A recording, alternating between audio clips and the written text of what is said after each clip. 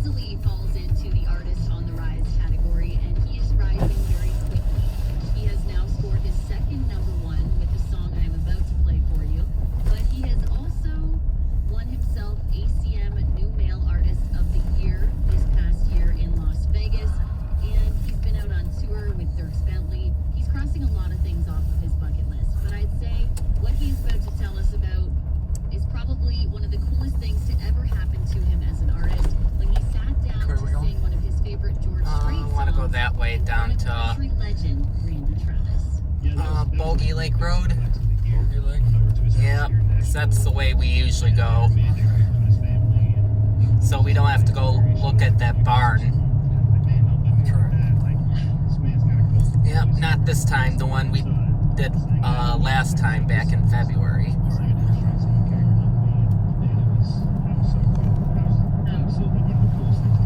And I'd say it was probably also one of the most nerve-wracking things he's ever done. Now here's Parker McCollum, our artist on the rise on New and Now, with his second #1 song, To Be Loved by You.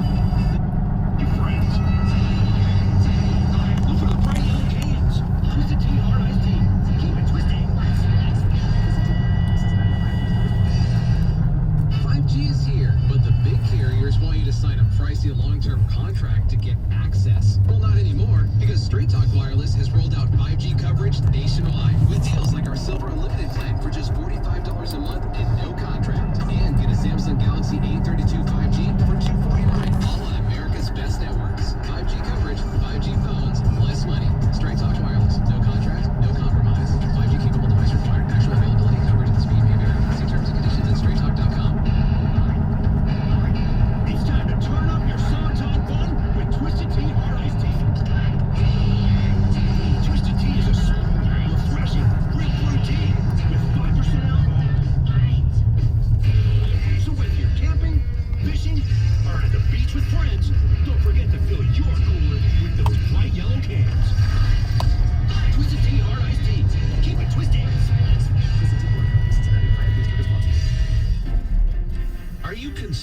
about outliving your money? How would you like to have guaranteed growth and a lifetime income you could never outlive? Join Joe Uplegger for the Save Money and Income radio show on The Ticket, Sundays from 7 to 8 a.m. Odyssey is your new home for all the audio that matters to you. Download the Odyssey app today.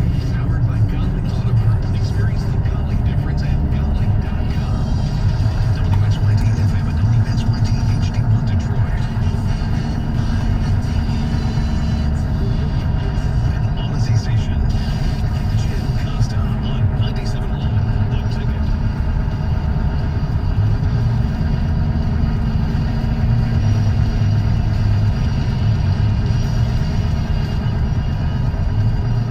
I don't even know what to say about this baseball team anymore. I know it's my job. I get paid to talk about this baseball team. I'm nearly out of things to say. We're reaching that point. We are into June. We are in the dog days of summer, and the Tigers just got swept. They weren't competitive in either of the first two games, and in today's loss, yes, they got to extras, and yes, they lost this game. As much as the Yankees won it, I feel like the Tigers lost this game. 2-0 lead. They finally spot their team something to work with. Multiple errors in the 8th inning, giving up a lead. Baez blunder in the Straight. 7th did them no favors, helped the run score. This team lost this game multiple times. And it's like shame on me, or shame on us, or shame on anybody that enjoyed this last week. And I don't want to feel that way, but they give me no choice. Like I was digging last week. Hey, this division stinks. They take 4 of 5 against the Twins. You feel a little better about your team, right? At least I did. I started to feel a little better about them. They were scoring runs a little more consistently, and I felt like, hey, the pitching has proven that no matter what you throw at this team, they're going to keep you in it. They're going to give you a chance. Meadows comes back. Green comes back. Hey, maybe you catch lightning in a bottle. Dare to dream. This is me painting clown makeup on my face as I talk. I just feel like an idiot. And I should know better, and many of you know better, but here we are, once again frustrated as the weekend wraps up. The Tigers didn't get it done. And you don't really beat up a team for, not playing well against the Yankees. The Yankees are the best team in baseball, but it just feels apropos. Like, of course, as soon as we start to maybe think something could happen, the bottom falls out. 248-539-9797. Jim's in Clinton Township. Jim, let's talk little Tigers. All right. Hey. As much as I hate to say it, you're right. And we got a good manager. We got some good players. Many of them are injured. But go his straight. Avila is he's unlucky. And that tells me something about a general manager. Not only does he make not great decisions, he's unlucky. He's got to go. He really has. We probably had 1 or 2 general managers in the history of the Tigers that were sublime. And I've said this before. How a franchise started in 1901 has won 4 World Series in 120 years. That's every 33 years. That's ridiculous. Well, put it this way. No, your math is right on it, but it's especially bad because it's been more than 33 years since the last World Series, right? So we're sitting into a drought now. Exactly. So you've got a generation of Tiger fans. Anybody, like you said, 40, anybody under 40 is like, what's a World Series championship? I've never seen one. And it is remarkable that even historically they don't have more championships. For as iconic as the Old English D is, for as much as I believe this city loves baseball and supports its baseball, the product has not delivered consistently enough, proportionately to how much this city deserves a winner, supports a winner, loves baseball. And the point about Avila, is he unlucky and bad? Yes, I suppose he's both. The unlucky thing is not why I would fire a guy. It's the being bad at your job thing that I think has him firmly on the chopping block. And I read something right at the start of the Yankee series. It was one of those. And this is it. This is where we will turn. Yes. It was ESPN.com. They had like 148 names to keep an eye on. All right, let's see if there's any Tigers on sure. There were some Tigers on the list, and it was all in the Thank you very selling much. capacity. And the idea that Al Avila would oversee another selling of a trade deadline is terrifying. There really isn't an alternative. You can let somebody else, one of Al's underlings, make the trades, maybe. But it feels like this is a squandered opportunity. You had 7 years to build up the farm system, clear out the salary, spend a little bit, and this is the result.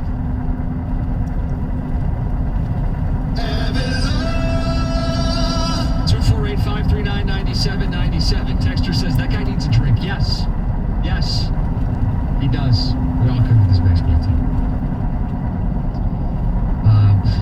Be careful. Apparently the squirrels are going to steal him. A ticket texter says, Cookies, I can just see that drunken squirrel getting irate about not getting the nuts they want. They're bad enough as is. We noticed that we had a caller in the last hour giving advice about patio space and making sure that you keep squirrels out of your beer fridge.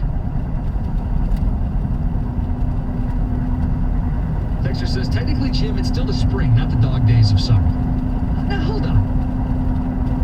Technically, you might be right. But I feel like in Michigan, we get to operate on a little different schedule. I don't know if you agree with me, but I view like Memorial Day weekend as kind of the unofficial kickoff of summer. Is that fair to say, like Memorial Day weekend? I would say that, yeah. It's like the unofficial. I know not technically summer, but Memorial Day to Labor Day is pretty much considered summer, right? I don't care where the sun is in relation to the planet and when the equinoxes are. Yes, I'm aware that technically we have dates for the start of summer, but I feel like when weather is as ridiculous and unpredictable as it can be in Michigan, we operate a little differently here. I feel like this is summertime. Am I wrong in saying that? I know today is not the best day to be saying that, but check the forecast. We're getting into the high 70s, 80s, 90s. We are in Michigan summer. And I feel like we are in the dog days of summer because this is our baseball team, and they aren't playing very well. We are officially into look ahead to football season mode, which I think is synonymous with the dog days of summer. When we are talking about training camp and OTAs and woulda, coulda, shouldas, and maybe they will about the football team, yeah, you have reached the dog days of summer. See, what doesn't happen in a situation where you have a good baseball team, the dog days don't exist. When the Tigers were a good baseball team and every series mattered and you're always looking at the standings and the city was invested, the dog days didn't exist. A big series in July was noteworthy. Get to August, see what the standings are looking like. I feel like you avoid the dog days when your baseball team is good because people care. When people check out of your baseball team 50, 60 games in, you have reached the dog days of summer. And I think Riley Green's eventual debut will spark some people. When Meadows comes back, you hope he can help spark the lineup. But you're 12 games under 500. And even after taking 4 or 5 against the Twins, squandered it the following series. Texter says, meteorologically, June is a summer month. But I can't speak. Astronomically, it's still the spring. These are big words. I should be able to say big words.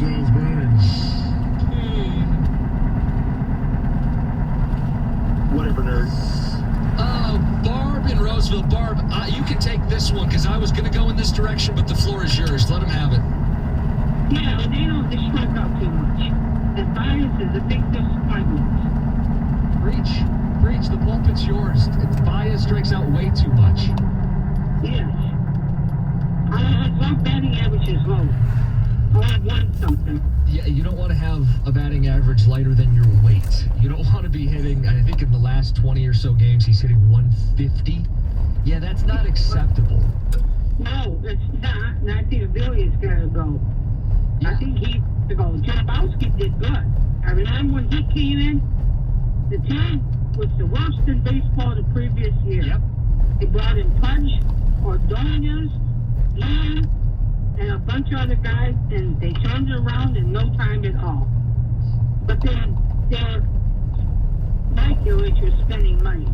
I don't know about Chris Dillon. Yeah, I see Chris can claim he spent money this offseason, and I believe the quote was, we spent as much as anybody in baseball. Well, you spent, but you were such a poor team that you're still below average. Even after your big spend, you're below average. And it's fair to question, did you cut corners on that big spend? Because instead of getting Carlos Correa, you got Javi Baez. You spent money on a big shortstop, but you didn't get the best one. Were you cutting corners? Did you lowball him? Were you really spending? See what I'm saying? Carlos Correa is hitting much better than Javi Baez is right now. I took a peek today at Carlos Correa. His on base is like 350. He's hitting like 270, 280. He's steady up the middle defensively. That's one of those deals where you're going to look back at it and go, you cut corners. And you're still going to have to stomach 5 years of Javi Baez, because I don't think anybody's trading for this guy right now. Javi Baez is a strikeout machine. He knows the breaking ball's coming, and he can't lay off of it, and he swings anyway. Yesterday, he went 0 for 3, all 3 strikeouts on breaking pitches away. Today, he was 2 for 4, and you're thinking, okay, then finally, here it is. He made contact on, I believe one was a changeup, one was a fastball. He did some damage. Good.